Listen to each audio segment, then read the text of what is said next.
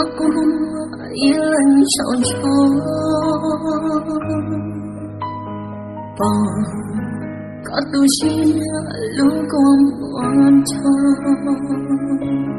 kwa yelo chihu lo cho kala no piano lo ko chika no, hello, moi tu tiens là,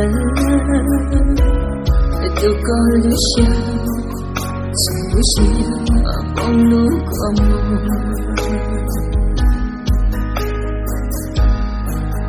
chỉ sao cô linh nói đây chien, biết tay nó chỉ cần cho nên.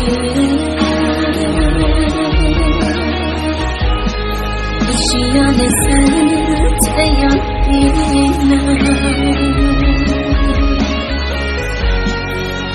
có những chuyện mang đi trong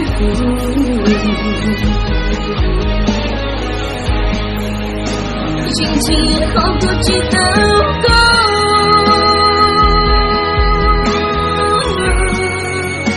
nó sống yêu mong đã chi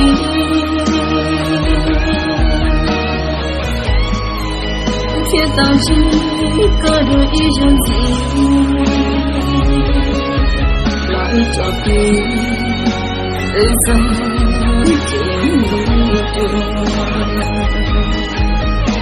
ít giờ lời dùng sẽ có lúc đến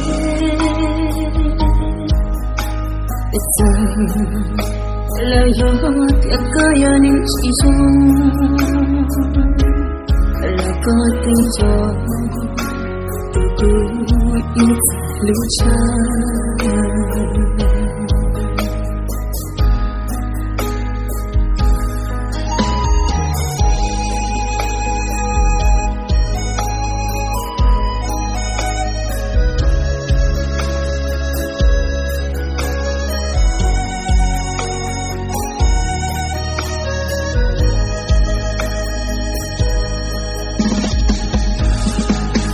chỉ sao cô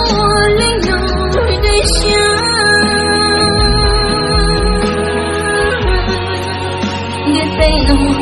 chỉ cần cho nên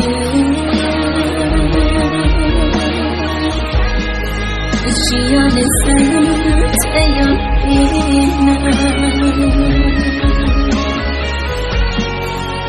có những chuyện mang đi trong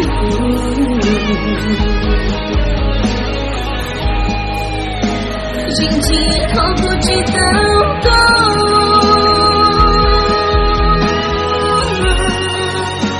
nó sống yêu mong đã chi